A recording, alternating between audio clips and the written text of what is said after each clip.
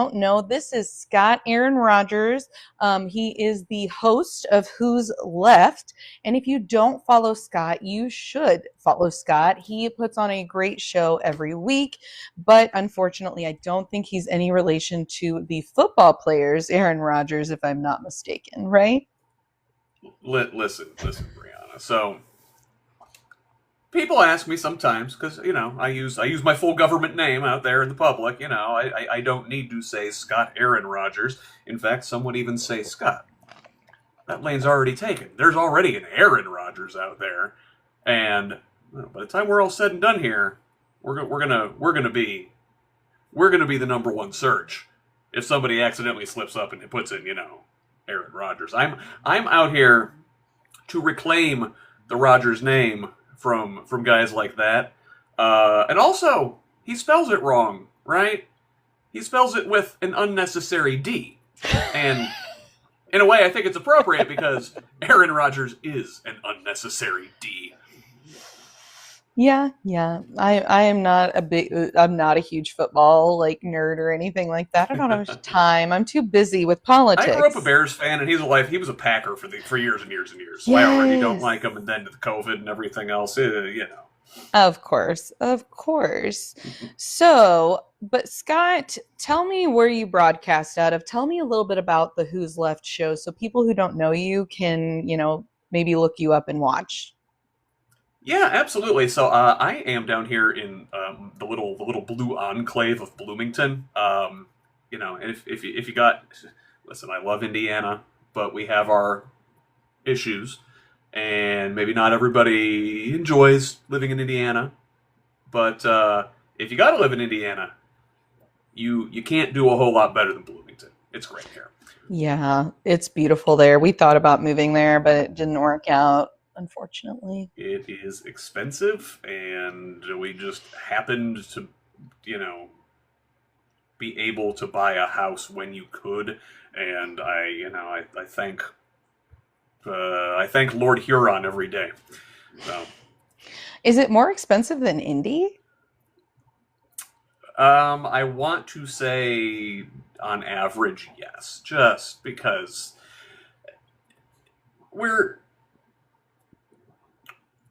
we've got a really high concentration of college educated upper class white collar yada yada folks around here, so it does drive up the market for everybody.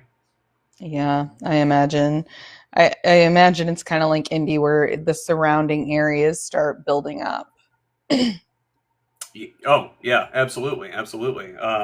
I don't know if we're expensive as St. Carmel yet, but let's just say it is not friendly to try and live as a working class person in Bloomington, or frankly, really, Brianna, let's be honest, anywhere in this state or country right now. It's openly kind of hostile to working people, and that's just one of the reasons why I started the podcast and started Who's Left Here, and just to get to talk about things from a maybe further left perspective than you're going to see on, well, certainly any kind of local news around here. There's, number one, just not a lot of news and politics coverage in the state. You get your 6 o'clock news or whatever, and if you're watching on TV and they talk about a shooting here or something and the weather and sports, and you don't really get it.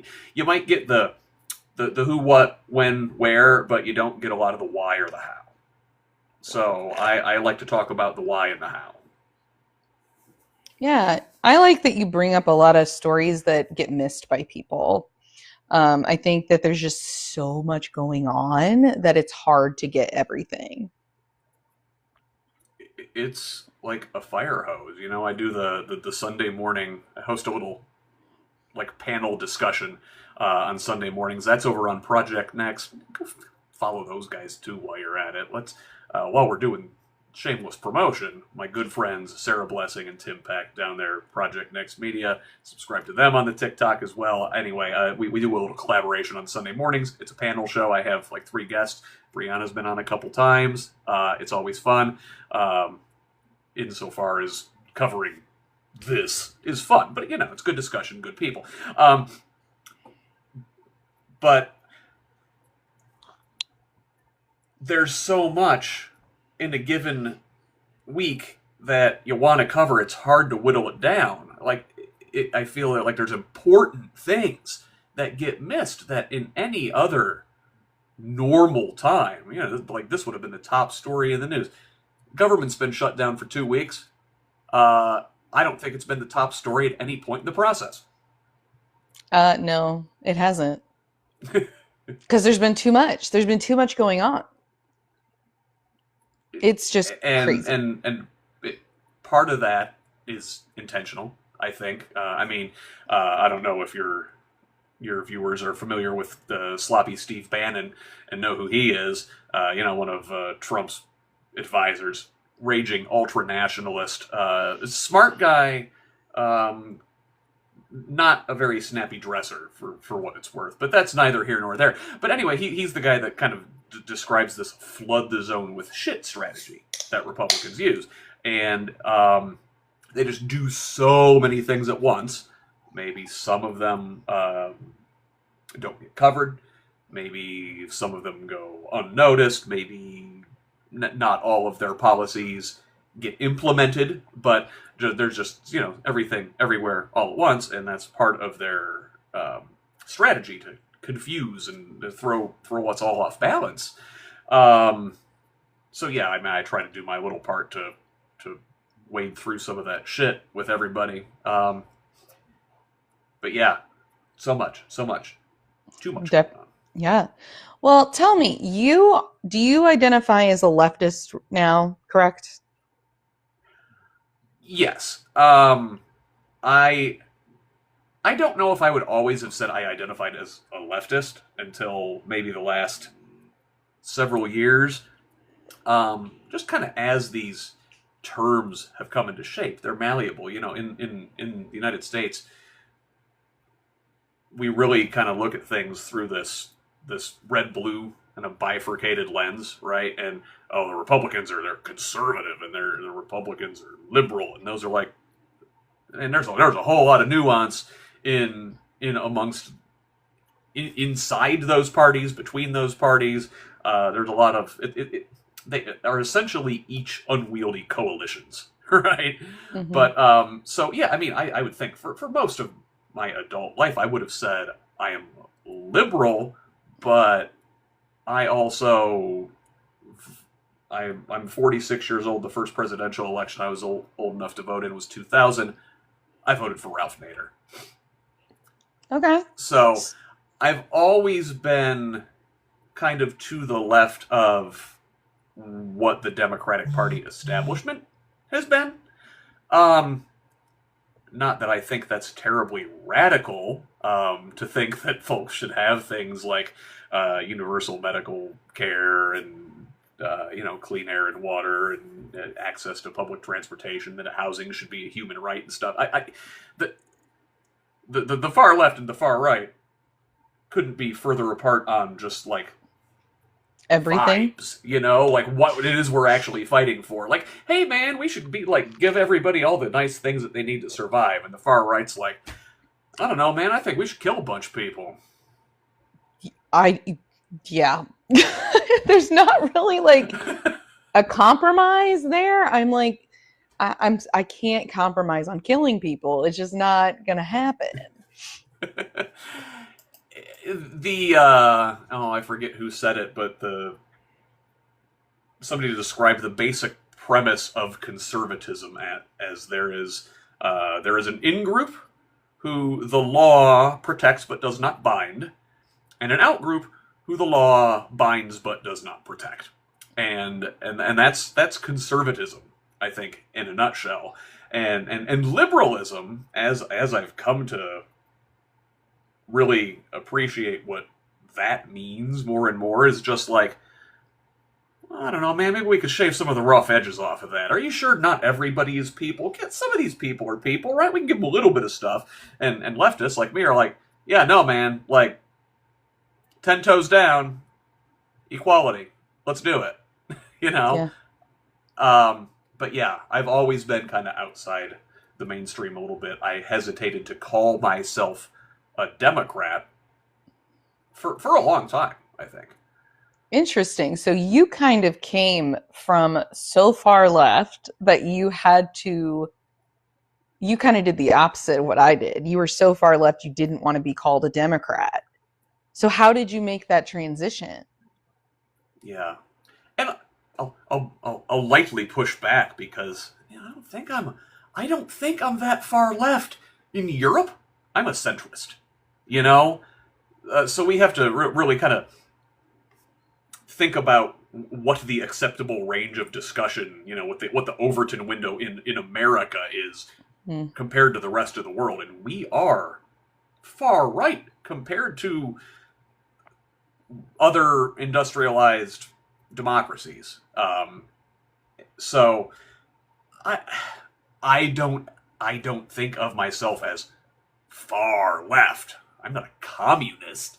But that Far said, left. yes, Yeah. I did. I came from outside of the Democratic mainstream, I would say, and I only registered as a Democrat and would say I started calling myself a Democrat in 2008 with Obama, and especially in the primary. I was like, all right, okay, well, I'm going to register as a Democrat so I can vote for Obama. Seems like a good reason. It did at the time, and it's still good at the time. Listen, love me some Obama. I think he spoke to what needed to be spoken to at that time. Now we can evaluate his actual governing relative to that, and I'd say, yeah, man, the Obama era was kind of a disappointment. He didn't do all of the things that needed done. Um, the things that I think, if had been done, if Obama and Democrats had swung big when, and that was a landslide election, people don't even remember. Okay, number one, Obama won Indiana, Yeah. so Yeah. you know It's that's huge. a big swing right there. I'm glad we're opening this can of worms because it's going to be relevant when we get to the other big thing we're going to talk about here today. But it was a huge wave election, and the Democrats had a huge majority in the House, and they had a super majority in the Senate, that like almost filibuster proof, and the big things that we needed to do got tanked by Democrats. You know, Be- so if Obama had been as bold, people aren't going to like what I'm about to say. If Obama has been like a half as bold as Trump is now, like pushing through ambitious things, right? Again, Trump's ambitious things are fascism.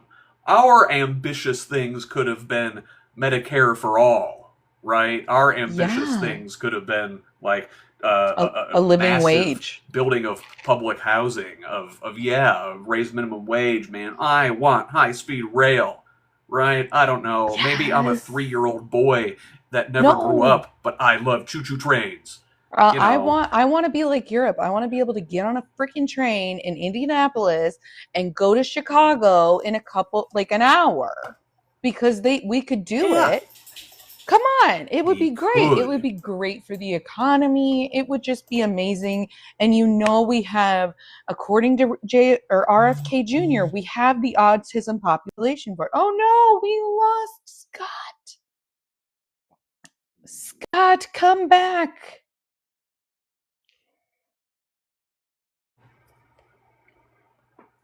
Oh, I lost you there, Brianna. That's okay. I was like, it happens to me all the time. So I was just saying, I was like, according to RFK Jr., there is a big ramp up, and the number of people with autism, not identification, has increased. So we've got the enough people who love trains to support this, is what I'm saying. Yes, exactly. That I think you're onto something, right? That's low key. While we've been pumping all the forever chemicals into the environment, is to to seed America with enough autistic people to demand high speed rail. I'm saying, Brilliant plan. yeah, I mean, I really, that's the thing I always say though, is that if vaccinations caused autism, we would have a high speed rail system right now. End of story. The fact that we don't, I'm like, you don't need to question the vaccines. It's fine. Exactly. But yes, so again, we could have these things, right? We could have gone big. Obama didn't go big, and you know, It was a that disappointment. the backlash to that, and yes, do not get me wrong, a huge amount of the backlash to that was just naked racism. Um, but a lot of it was also manufactured by wealthy oligarchic interests to make sure that they maintain the vast majority of the wealth in this society. And we had the opportunity to whack them, treat them like the pinatas that they need to be treated like, shake some of that treasure loose from them and use it for the benefit of all of us. Yeah, and I was not involved enough to remember what exactly happened. I just remember that the Democrats could not agree on anything is what it felt like. And yeah, Joe it Lieberman. you what?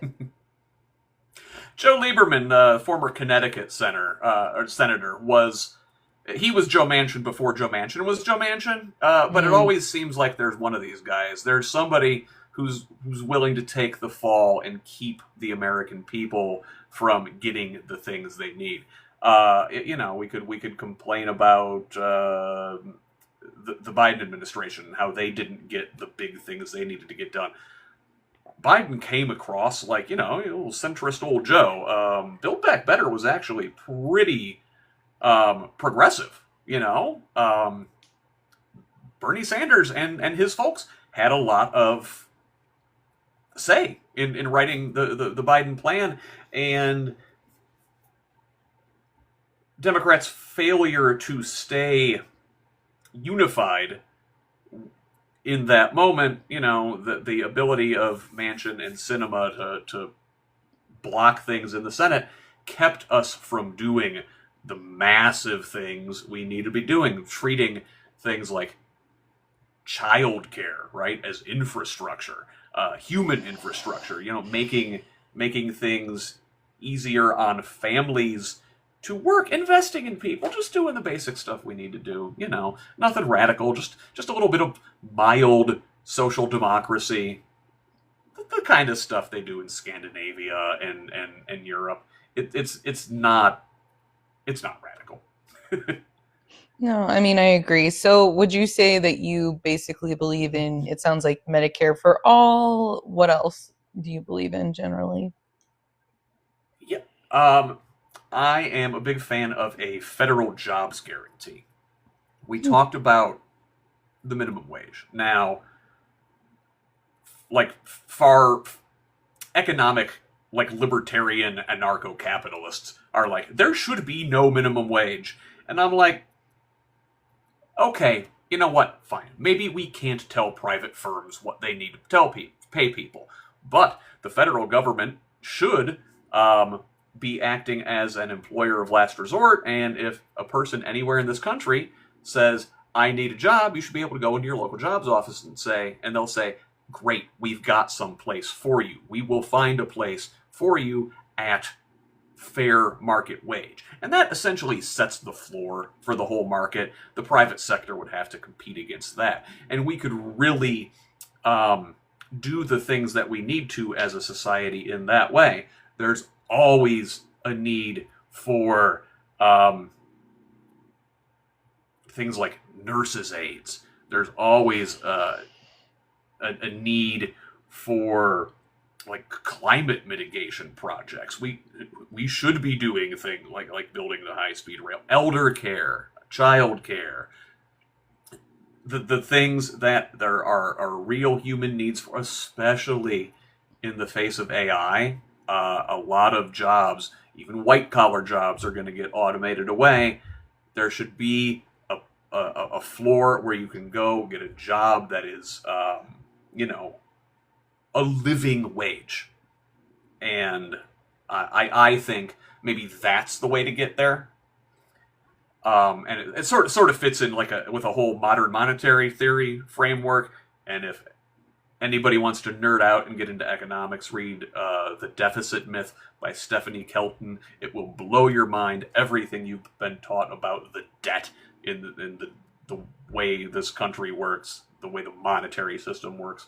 It's wrong, it's bad framing, and it is meant to reinforce this scarcity mindset. If we can marshal the resources to do something, we can afford to do it. Okay. I have not heard of that book, so I might check it out. Oh, I'm So, gonna but radicalize you. I don't know. Some people already think I'm pretty radical, so. But let's talk about something that I think is a pretty big misconception. What are your beliefs in regards to the Second Amendment? Well, okay, so I mean, listen. The Second Amendment, as we think about it, wasn't the it wasn't like the contentious issue that we think about it as until like the late 1970s. Okay? Generally, it was widely understood. Yeah, you know, people can have their firearm that you need. You go, you register it. The NRA existed as it was like a sportsman's organization, right? It was no different than the Bass Anglers Sportsman Society, right? But in the late 70s, a bunch of radicals took it over, and it's essentially just an extension of the firearms manufacturing industry. So it exists because those people need a market for their guns. They just want to sell more guns. And they made the Second Amendment the contentious issue that it was. The vast majority of Americans, like we're talking like 80, 90%, even Republicans, even gun owners, even NRA members are in favor of like reasonable gun restrictions, right? Okay, so the Second Amendment is fine. I don't think we should like confiscate all guns. I think, as do most gun owners, like we said, there should be, you should have to register. You should have to pass a background check.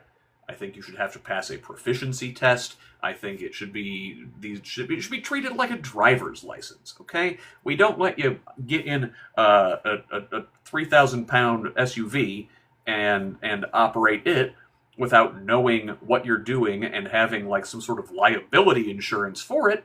Why do we do that with a gun, which the intended purpose of which is to kill? It doesn't make sense. Now,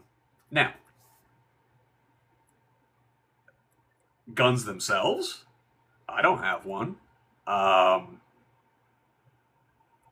We've got, you know, various mental health issues in our household, as I assume lots of people do. Most gun deaths are suicide deaths in this country. People don't think about that. So I just don't think it's something that I need to have around my house. Although in this day and age, me being the loudmouth that I am, and there being a lot of violent MAGA folks out there that probably don't like the things I say, I think about it sometimes. I think maybe, you know, is now the time to have one of these. I don't like being in that spot. But hey man, like, you want to have gun, you want to have some guns, great, fine. Like, register that shit. And be safe. I don't think it's an unreasonable ask because especially when like toddlers are accidentally like unaliving themselves in a supermarket because their mom has one in their purse that is loaded. I'm like, when is enough enough?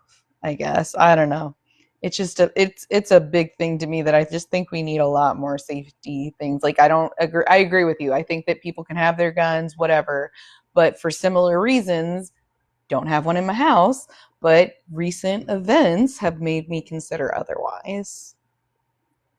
You can have as many 18th century muskets as your heart desires. Yeah, I agree. If you want a musket, go for it. Like, that is totally fine. But let's switch topics a little bit. There is the Secretary of State race coming up next year, and we first have to get through the primaries. If you don't know who Diego Morales is, he is our current Secretary of State, and he is a Republican. He also sucks at his job. He has been fired 2 times from the Secretary of State's office before he was actually elected to it. He was also fired from the Attorney General's office because he was incompetent and unable to perform his job both times. But yet, somehow was elected to the Secretary of State office. Since being elected to Secretary of State, he has done nothing but apparently waste taxpayer dollars on a $90,000 luxury SUV, as well as traveling to Europe and I believe India. Um, Mm-hmm. I, I don't know what he's doing with our taxpayers, but I think we can It's also agree hiring a family. Yeah. that's what happens when you hire in family. Well, no, he also hired Oh, that's like his right. brother-in-law for a state job, like a That six-figure state job. Yeah, that's right. I forgot about that. Yeah, he yeah. did, and he Stick gave. a pin in that though. It's Yeah. relevant. Yeah. Oh, okay. And so, um, I think he needs to go. He's clearly incompetent. He hasn't done anything with the position other than waste our taxpayers and, you know, like you said, hired his brother or brother-in-law. I mean, is there anything else to add, Scott, about his record? I think that pretty well covers his record. I will say, given that the Secretary of State's one of their primary jobs is to manage the voter rolls in Indiana. Diego has made his crusade to root out voter fraud, which is one of these big Republican boogeymen. And as a part of that, he is cooperating with the Trump DOJ to he's giving away every Hoosier's voting information He already to the has. Trump DOJ. Yes, yeah, and in this process of amidst this big witch hunt, this manhunt for cases of voter fraud, they have found like maybe one guy in Terre Haute that is a non-citizen who was registered, and I'm not even sure if he did in fact vote, but it was a non-citizen on the rolls in a state of 7 million people. If they've looked into voter fraud, it is so negligible that it would never impact any election anywhere. It's like 0.0017% or something. I forget the exact percentage, but it is so small that it doesn't matter. It is just a red herring. That's all it is.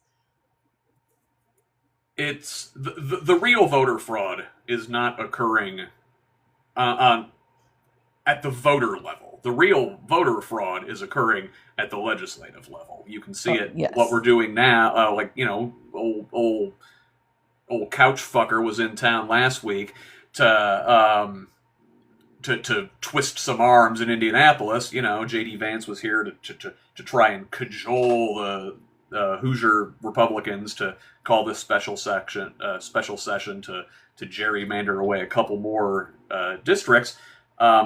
Things like that. Gerrymandering is a form of voter suppression, voter fraud, if you will. Voter ID, which they put in place to to preemptively stop this voter fraud, really has had the effect of just making it harder for poor people to vote, especially minorities. But all poor people, and that, in a way, is fraud. You're shaping the electorate using unethical, nefarious means. That is voter fraud. Look in the mirror, Yes, Diego. I agree. The voter fraud I was referring to is just how many like people who are not citizens are actually voting. That is the statistic I was talking about. It's so negligible that it doesn't matter. It is never going to impact any election ever. So it's just a pointless thing to care about and a waste, again, a waste of taxpayer dollars. So that's who's been in office. And I think it is far past time. He needs to go. And we have two people on the ballot coming up for the Democratic convention, which will be like August next year, June, July, sometime in the summer. That's all I recall. Yeah, I don't have my dates. It's July or August, I want to say it usually is, yeah. Yeah. So what happens is the delegates decide who will be the Secretary of State candidate. It is not going to a primary.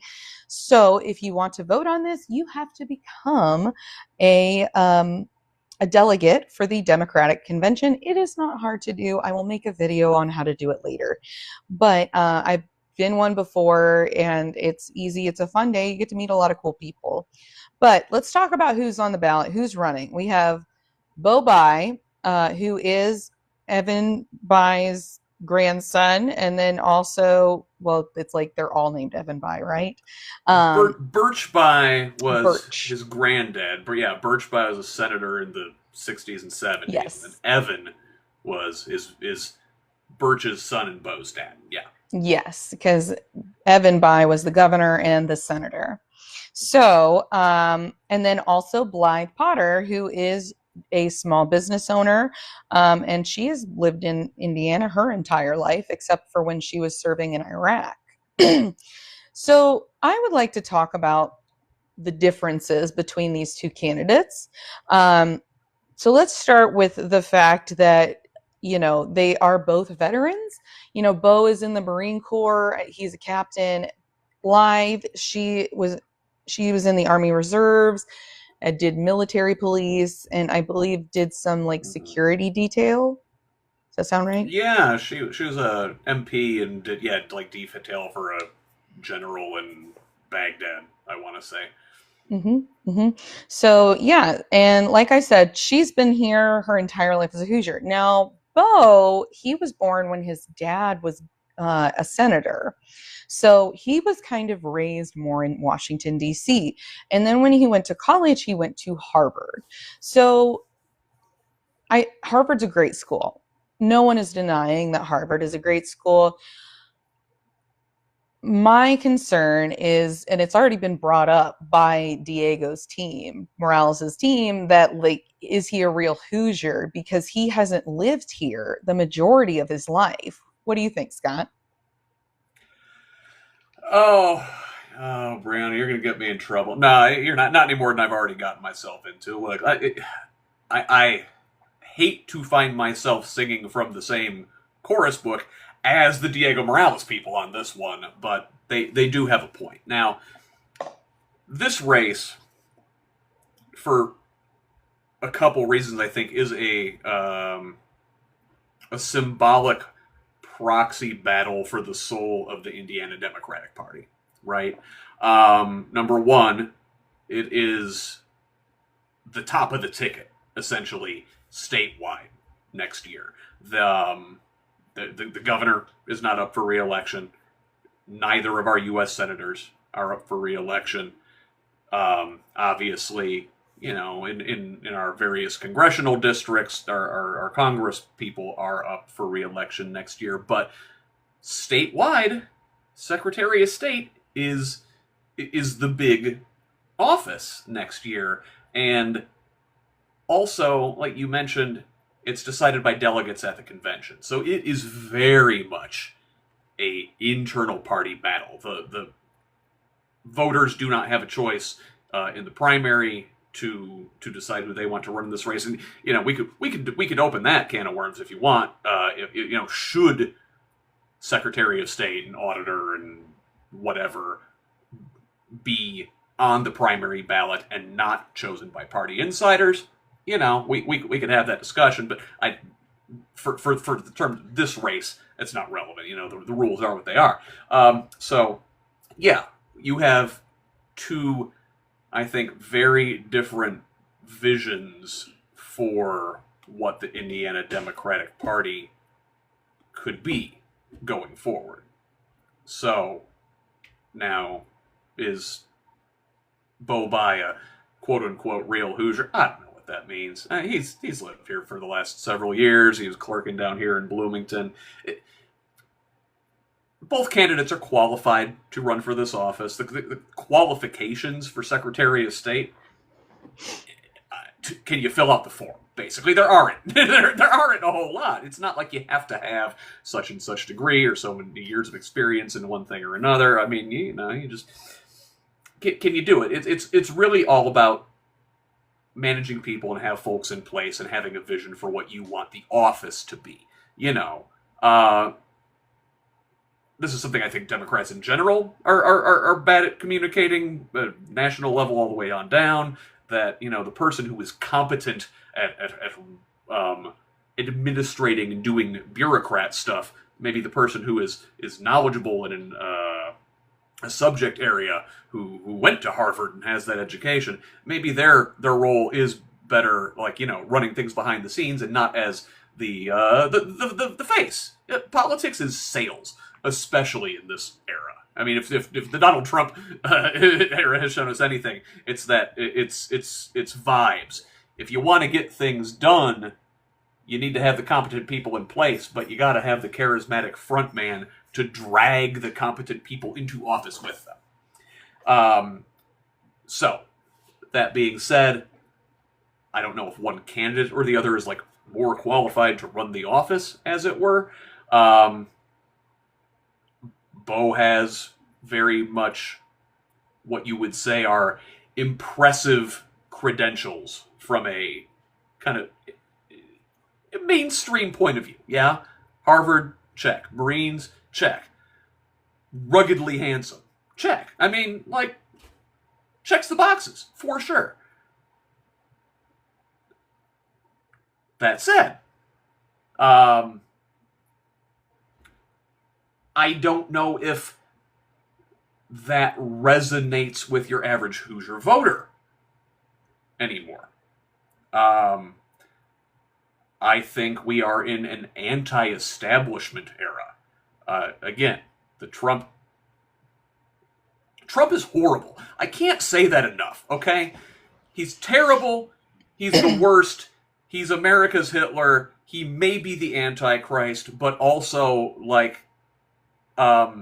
he's a very effective communicator, has his finger on the pulse of American politics, better than most, and Democrats have largely failed to absorb any of those lessons precisely because Trump is personally reprehensible. And he is. Yeah, I would agree. It does feel like people are in a very anti-establishment era. I feel like Bo, you're right. He ticks a lot of boxes, and he has this grandfather and father that could, and people around him that could possibly help shepherd him through this process. His dad was elected, I believe, at the same age, right? To Secretary of State. Yeah, Secretary of State. Yeah, 1986. Yeah. So there is that. However, I would like to bring up, because we're talking essentially about name recognition and how much is that worth and all of that. Well, in 2016, Evan Bayh ran for senator again, and it gave him a 5 or 6 point advantage, I believe. But because his policies were not popular, Todd Young ended up winning. So, yes, he does have this But how much that's going to help him in this, I'm not sure, because I do think this is a very much a status quo, the establishment versus people trying to progress the party, um, Yeah, is what it feels like. Because yeah. Bo, it's already come out that he's raised all of this money, but a lot of it is So large much money. donations from And out of people state. Yeah. and out of state. One from Connecticut, and then one from like some sort of developer or whatever. And to me, that's not grassroots. If you are a multi-millionaire or own multi-million dollar companies, that's not grassroots money to me. That is still corporate money to me. And whereas I know that Blythe Potter is not taking anything that's not from just like normal individuals, basically. Like I think she'd probably take maybe from a small business, but like herself kind of a thing, like where it's like a sole proprietor or two people own it kind of a thing. Yeah. We shouldn't. Boy, if we had gone big back when Obama got in office, right, Brianna? Like, we could have maybe been aggressive with the tax code and whittled down some of that generational wealth that allows people to have these billions and billions of dollars so they can own both sides of the political spectrum, essentially, right? We do a quick little history of the Bai family. So, Birch Bai, right? Senator in the 60s and 70s. Friggin' amazing. The only person besides James Madison, the guy who essentially wrote the Constitution, Birch Bai is the only person besides James Madison to have written more than one constitutional amendment. Badass, right? Total, Wow. like, staple of the New Deal, FDR, working class centered vision of the Democratic Party. Birch Bai was, if I may say, a bad motherfucker. Now, Evan, right, comes into office, 26, Secretary of State, is the same question. Well, does he win that if his name wasn't Bai?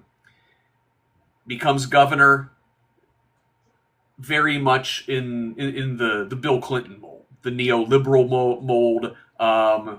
I like to call Evan Bai Bill Clinton without the personality.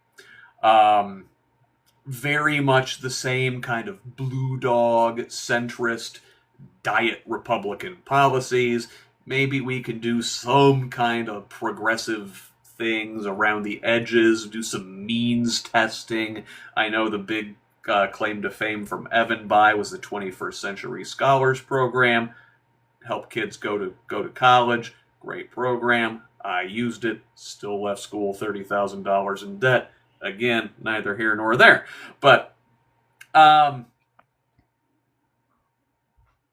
never having the conversation about, hey man, should we even be charging for college in the first place? Or is this the thing that a real civilized society provides as public service? We sort of hit at the difference between liberals and leftists, right? But so then Bai, 2 terms as governor. Best thing ever Evan Bai ever did as governor was name Frank O'Bannon his lieutenant governor. Moves on to the Senate. Again, very much a blue dog centrist Democrat. He was there during that Obama era. One of the guys that was kind of whittling off the progressive edges of any decent legislation that went through. Retires, becomes a corporate lobbyist. You mentioned the 2016 race against Todd Young. I bet you didn't know that he wasn't the first Democrat that was in that race. He came in after the primary, after things were already settled. Barron Hill, who was my congressman down here for several terms, a centrist blue dog in his own right, but anyway, he was our Democratic senatorial nominee in 2016 after the primary. Evan Bai big dicks him out of the way, comes in, takes the nomination, and then goes and shits the bed against Todd Young anyway. How did that happen? Because the other guy won the prime. Yeah. He got him to drop out. There was no. It was. Evan Bai didn't run in the primary. It was like, oh shit, hey, we might have a real chance to win this if we put somebody with name recognition like Evan Bayh in there. I mean, come on, look, the Republicans are running this Trump guy. He's a joke, right? We're going to sweep in, especially if we have that Bayh name. Nope and nope. Didn't Um, work. yeah, but again, Evan Bayh has spent a good chunk of his of the last 20 years be, being a corporate whore. I said it there. Now, I don't know what Bo stands for. Have no idea. I only know that he is his father's son, and he has his father's donor network, and he has his father's political insider circle. He willingly shares the stage with Joe Hogsett, who is a pariah within the party. So, meh. I have lots and lots of questions. Um, I do too. One thing I wanted to yeah. bring up, that since we're on the topic of what he believes in. So I looked up where he just got his new job here in Indianapolis, because when he moved here, I think that can we just talk about also the fact that Indy Star thing, I felt like it was very like him trying to be relatable, but also being like, I was choosing between living on Mass Ave and Carmel. It's like, that's not relatable in the first place. Exactly. He could be the sweetest kid in the world. He could be the most qualified. He could have the best ideas. Whoever his comms people are, like his rollout has been, how do you do, fellow Hoosiers? Like, it is not organic. It is not. I. It's a little, I'm coming from a different planet, a little bit. Yes. I saw somebody in a Facebook comment describe him as a human boat shoe, and not very nice, but insightful. Yeah, but going back to the where he works. So he's working at a new law firm downtown, and he is a commercial law attorney. And I looked up what kind of cases they take, and on the website they, for instance, boast about the fact that they got 2 RICO cases overturned. If you don't know about RICO cases, it's basically like the piracy one. It's the one that they get for people that they can't Organized crime. get. Yeah, it's Yeah. organized crime. They use it to get people that they can't get them on anything else, like Al Capone, for example. So I'm like, did they just get these like major criminals, like these cases overturned? But anyway, I don't know. That's just pure speculation. Yeah, that's one of those things you'd have to really look into, because RICO is very expansive. I I mean, know. they threw. I don't know if you know about, like, in Atlanta, that whole Cop City thing from a couple years ago. They're trying to build this like giant, like massive regional police training facility and like bulldoze an urban forest to do it, and none of the neighbors wanted this thing there, and people were protesting, and there were, kids like, camping up in the trees to prevent them from cutting shit down. They hit everybody there with a RICO case. So RICO is not always used against like actual organized criminals. That's It fair. can be misused. Yeah. Yeah, that's fair. But the reason why it made me question those RICO cases was because they also boast about like representing one of the largest national banks in the country. And I'm like, so it's like most of the national banks have taken advantage of their customers. And I'm like, I don't know if I would be boasting that, but that is who he is working for currently. And I understand people have to make money. I really do. But I think that this might be a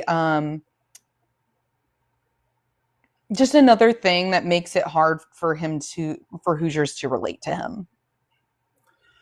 And that's my concern. I've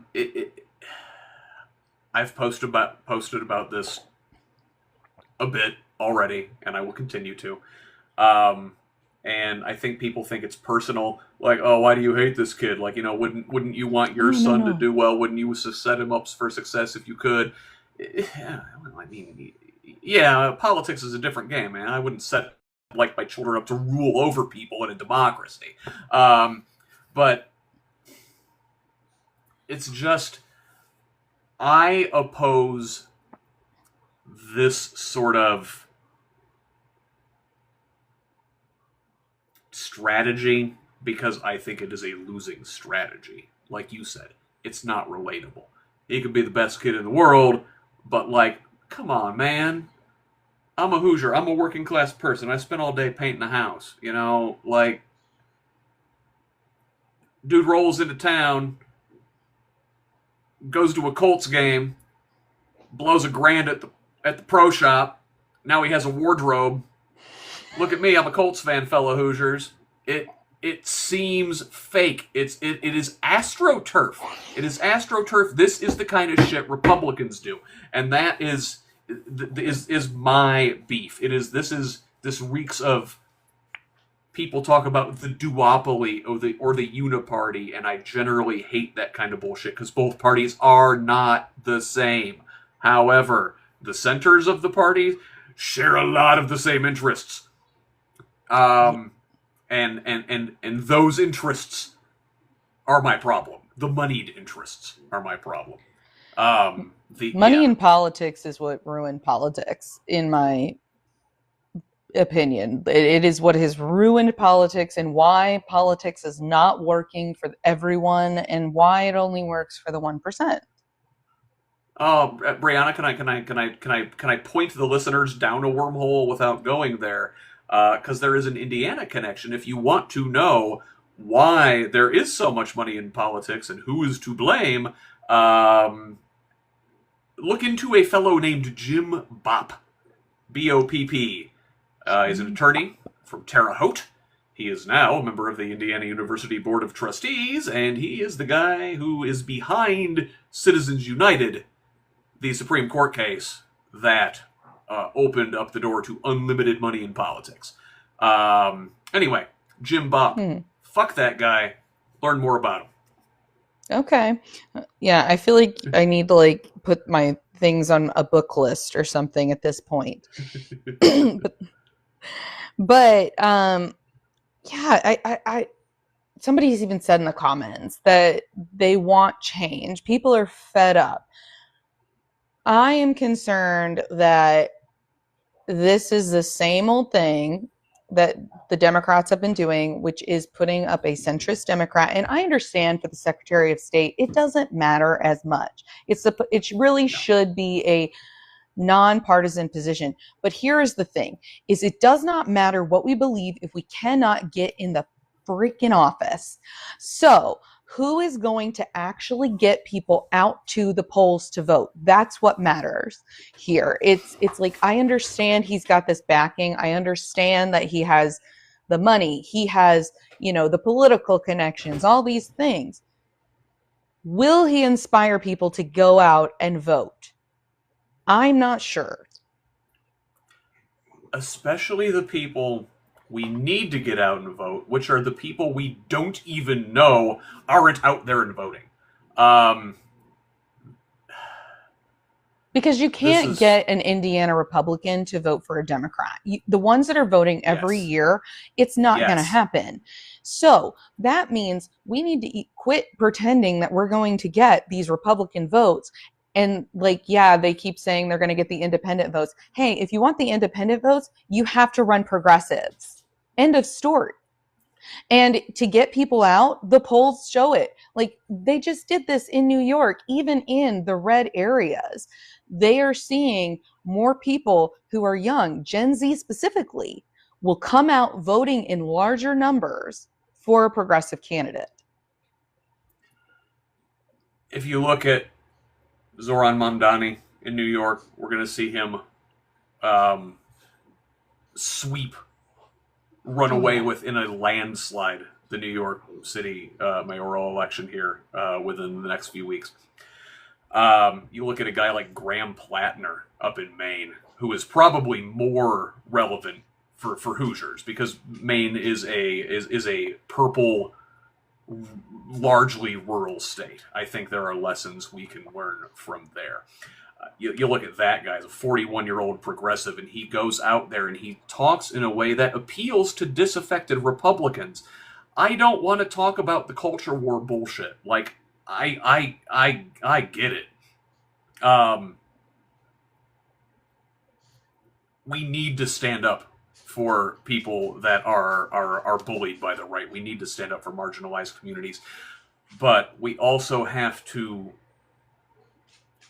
talk in a way that is appealing to the largest marginalized community in this country, the working poor.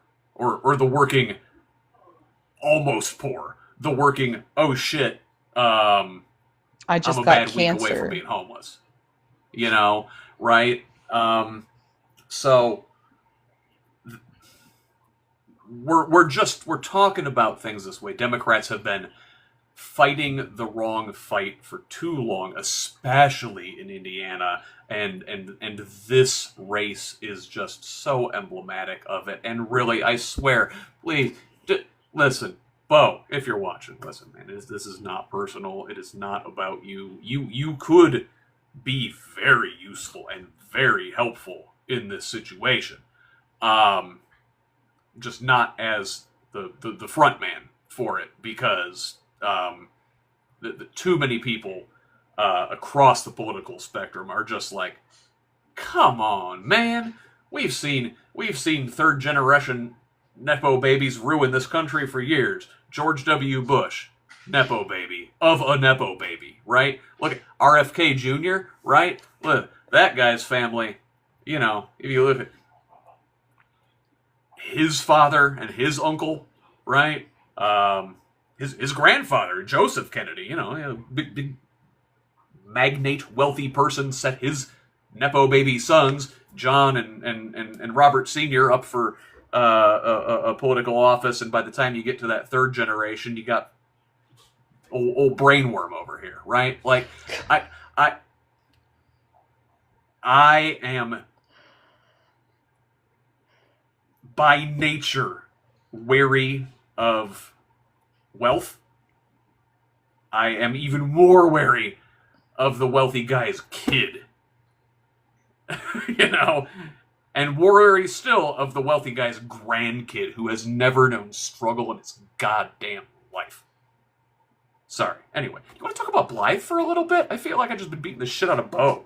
No, it's totally. It's good to hear all of the sides. But yeah, I was going to say, let's talk about Blythe Potter. She is the other Democrat running for office. So she, like I said earlier, she is a veteran. She's a small business owner. So she does know the InBiz website that you have to use, and part of her platform is actually she would like to clean that up because it is not great. Big surprise, state-run website isn't great. And she is grassroots, like I said, and she actually has a plan other than just clean up the corruption, because she wants to protect our privacy. She wants to support small businesses and entrepreneurs. She wants to fight voter suppression and protect voting access. And this is on top of wanting to weed out all of the corruption and wanting the office to be transparent. And I think that's a big reason I like her, is because it's more than just, I'm going to clean up the corruption, because that's what everybody says.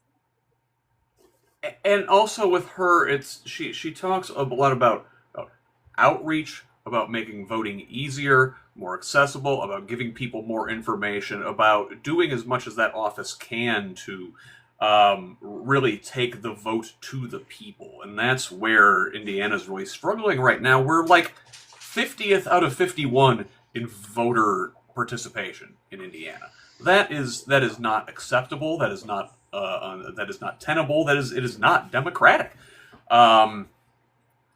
So, what do we do there? And I had Blythe on my show a few weeks ago, sort of talking about the ways different states run their elections. And again, now obviously anything in terms of election law and the administrations of elections, these depend on the legislature, on state Republicans hopefully the state legislature is only Republican for the next year, but it depends on the legislature passing laws on how the Secretary of State's office is supposed to administer these elections. But if you look at the way Colorado or Washington or Oregon use mail-in balloting, there is zero fraud, like we said. There is better participation. There is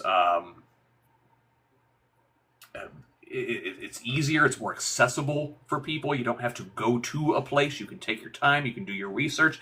They send you a whole packet with all the different information for all the voters. It's one of the things Blythe talks about a lot. It's not just a blue state thing. They do it in Utah, right? Yes. I know, right? So there are ways to reach people. Voter registration drives need to be massive. We need to make it easier for people to participate in our democratic processes. And as such, God, I hate to come back to beating up on Bo, but it is about personality. These things are personality driven. It's about who can you get behind, who can like whip up excitement, who is relatable. The places where we really struggle with registration and turnout are in the cities, in Indianapolis, in South Bend, in Evansville, in the region. I don't know if Birch Evans by the fourth, with his Harvard degree, is going to go into Gary and like excite people to turn out and vote for him. At least, like in Blythe's case, if I could break this race, if I could brand this race in the simplest possible terms, it's aw shucks. Bo is trying to give off that, Hoosier values thing. He's playing a role. Oh, golly gee. Versus Blythe, who has a mouth. She was an MP, but she has a mouth like she was in the Navy. Anyway, aw shucks versus zero fucks. And we are in a zero fucks political environment, and I think Blythe can go into places where people are maybe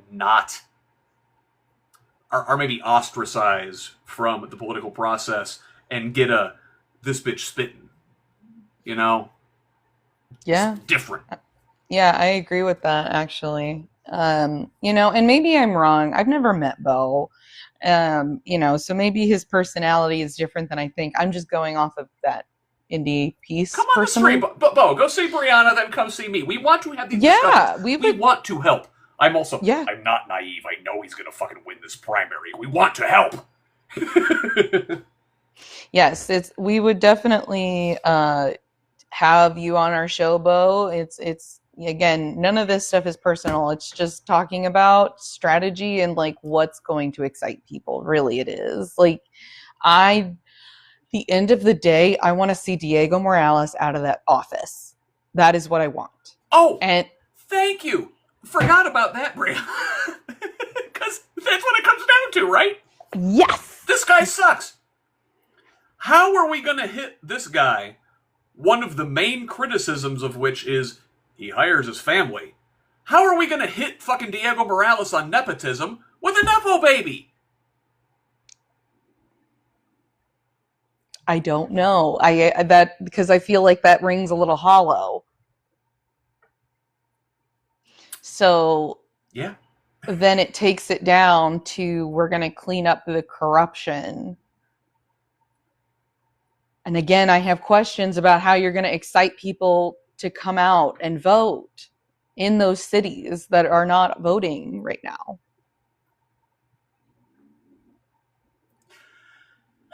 It's hard to say you're going to go in and clean up the corruption when you are tied at the hip to a corporate lobbyist and the mayor of Indianapolis, who is a series of corruption scandals wrapped in a trench coat.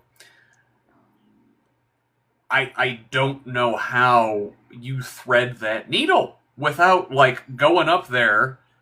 I posted about kayfabe this morning for any of you folks who aren't professional wrestling folks, read Josie Raceman's book, The Ringmaster. It's all about how Vince McMahon and Donald Trump are the way to like look at the way are the way to look at politics in this country anymore. Like we are in idiocracy. We are in a professional wrestling is real life kind of world. If we want to get our way out of it, we have to understand where we are.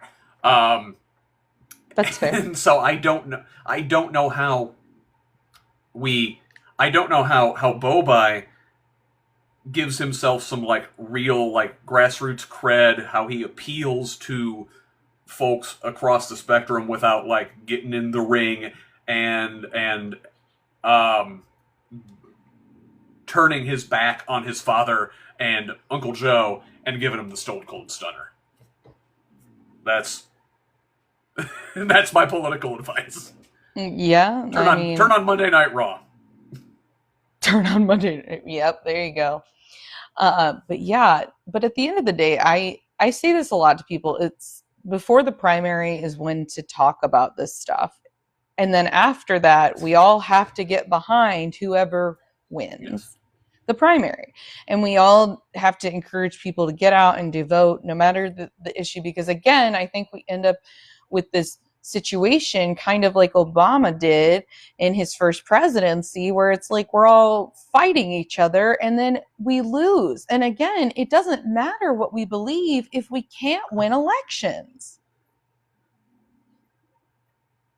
I will say this, Brianna. The whole like circling the wagons, like coalescing behind the nominee after the primary. I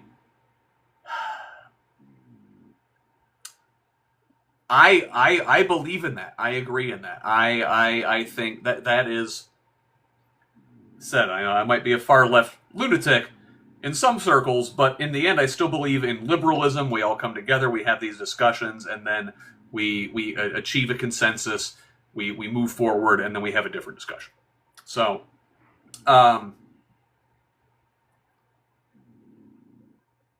in a word, this is the vote blue no matter who argument, right? Great. Will the center vote for blue when it's the progressive? And back to that New York race, if you look what Hakeem Jeffries, the top-ranking elected Democrat in the entire country, won't endorse his party's nominee for mayor in the largest city in the country. I don't think Chuck Schumer has either. If you look at Maine, you look at Graham Plattner, doing great. Well, now Chuck Schumer and the DNC, the Democratic establishment, has lured Governor Janet Mills, all 77 years of her, into that primary as well, because the center does not want Plattner to win that race. So, like, I don't know, man. Vote blue no matter who goes both ways, is what I'm saying. Yeah. And if the establishment of the Democratic Party really wants to win, they will help progressives be the blue that folks need to vote for. Mm-hmm. I think that the DNC and the state party need to realize that, again, it's about optics and who's going to excite people to vote. And it's like, you're right. The blue, no matter who, I think that progressives, at least the progressives I know, are doing that. But the centrists don't seem to be following it. There are certainly folks out here on my flank of the party who maybe will say, well, I'll vote blue no matter who, but I won't vote blue no matter what. So there are some people who are just like, yeah, fuck it, I'm over it. So there is an element of that, but yes, for the most part, progressives are gonna fall behind the centrist candidate if they win, because we're not stupid and we believe in harm reduction, right? Like, bad is better than fascist, right? Hmm. It's like, Um, why couldn't we have had bland chicken last night and now we have to eat dog poop because y'all didn't want to vote for bland chicken. So now we have to eat dog poop. Brianna, how old are you, Brianna? If I I'm may. 36. You are not 36. You don't look a day over 29. But do you remember 2004 and the Bush-Kerry election and I was in South elementary Park? school, but yeah, no, I Okay. did So you not see probably weren't South allowed to Park. watch South Park in No, elementary school. I was in a religious home. Wasn't allowed to watch. I don't think I watched South Park till college. I wasn't even So allowed to watch Veggie Tales. It was too woke. They got the cucumbers and the tomatoes are mingling. We can't have that. Um, but anyway, in 2004, South Park they had this episode. It was the Bush-Kerry election, and it was, George W. Bush like a just a shit sandwich. If you've ever seen like why would anybody want to vote for this? He lied us into war in Iraq, right? Okay, and the Democrats put up John Kerry, who not relatable, right? Like John Kerry makes Bo Bai look like Pip from Great Expectations. Okay, like not a relatable guy at all. And South Park put out this episode. It was like a parody of that, and the school had to choose a new mascot, and they were choosing between a shit sandwich and a giant douche. And it is ironic that here we are 20 plus years later and that shit sandwich is still fresh. sure is. So I think, but I do think that bringing awareness to this, and I think we're going to have a lot more work to do after the primaries, just because I think you're right. Just unifying the party is a big problem right now. And it, I don't know. I guess that's part of why I got involved and started posting. We I'm going to give a speech on Sunday down in Salem. Brad Meyer, he's running for Congress down here in the 9th, is having an event, and he kindly asked me to deliver some remarks there. And one of the things I'm going to talk about is the importance of just speaking truth. Oh, as many of us and as loud of us, as loudly as possible. A few weeks ago, well, a little over a month ago now. When was it? What is time? The whole the Charlie Kirk assassination and the backlash to that, and the way Republicans at the national level and here in Indiana, if you look at Taga Rokita, they really wanted to crack down on our free speech, and I don't think we're going to get to a point where the Trump regime is going to be arresting average citizens for what they say. I'm hopeful in that very low bar, at least. But what we are going to see is that whatever microphone we have in places like this, Brianna, on TikTok, on social media at large, on YouTube, whatever, administration allies like Elon Musk, Mark Zuckerberg, Larry Ellison, Mark Andreessen own so many of the microphones, right? They own the They own the microphones. They own the amplifiers. So we're not competing on an even playing field, right? Republicans will have the opportunity to say whatever hateful shit they want to say, and they will get the benefit of the amplification of the algorithm. We will not. So all of us are going to have to keep doing things like this and speaking loudly and being obnoxious and annoying and saying, no, this is not okay.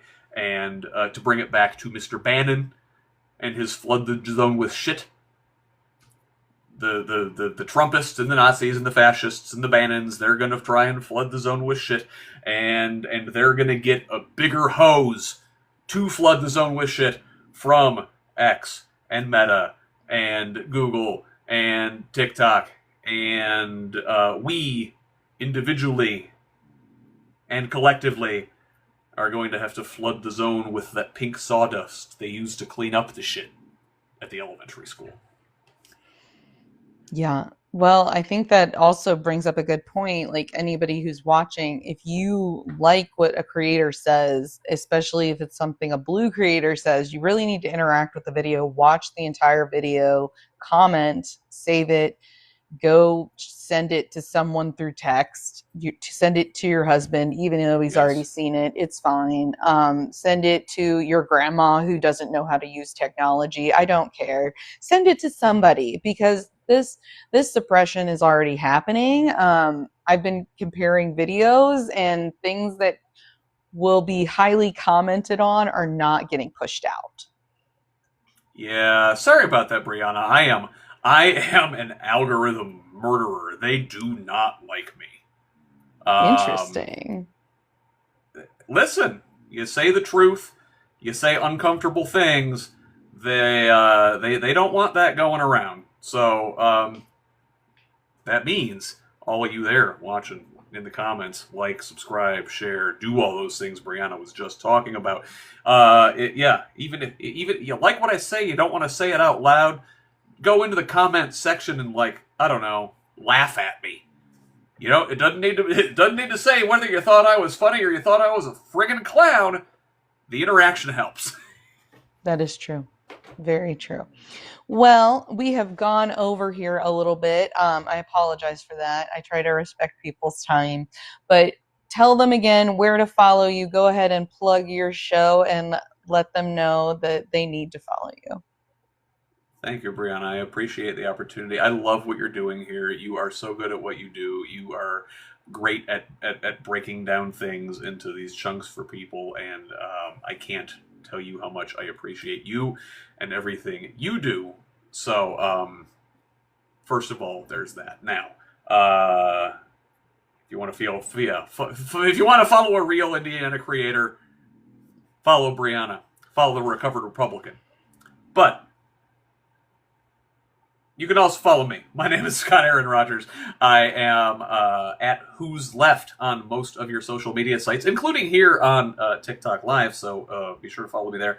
And that is my handle on most of the other places as well. My website is at hoosleft.us, and that is my handle on the places where you can connect your website to your social media, like the Blue Sky and the I don't even know where else. I know it's on Blue Sky. Oh, Instagram and Threads. I'm also at whosleft.us. Substack. There we go.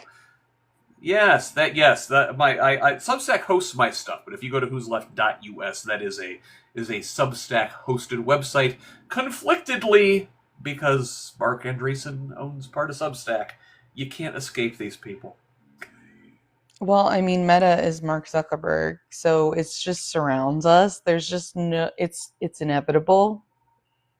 We will use your own tools to defeat you, you bastards. That's right. That is right. Well, thank you everyone for joining us. Scott, this is going to go up on YouTube as well afterwards and on my Facebook page. So if you guys don't follow me on YouTube or Facebook, make sure you are. That is where I post all of my long form content so live interviews with the different candidates and these kind of podcast shows. That's where you're going to find them. You can't post long form on any other social media for some reason, so you can only find it there. But thank you again, Scott, for coming on. It's been a pleasure. We'll have to do this again. It's fun. Anytime, Brianna. I love talking to you. All right, great. Everybody have a great weekend. Thanks. Thank you. And I hope to see everyone on Saturday. Yeah, get out there. Go to your nearest protest. Oh, and if you're not, for whatever reason, if you cannot make it to your nearest protest, at whosleft.us is hosting a no kingathon on Saturday from 10 a until 6 p. 8 hours of me. Help me. Oh, I rely on your comments to keep this thing going. Love y'all. all right. Yep. And if you haven't found your closest protest, you can find it at nokings.org. Have a great weekend. Be safe.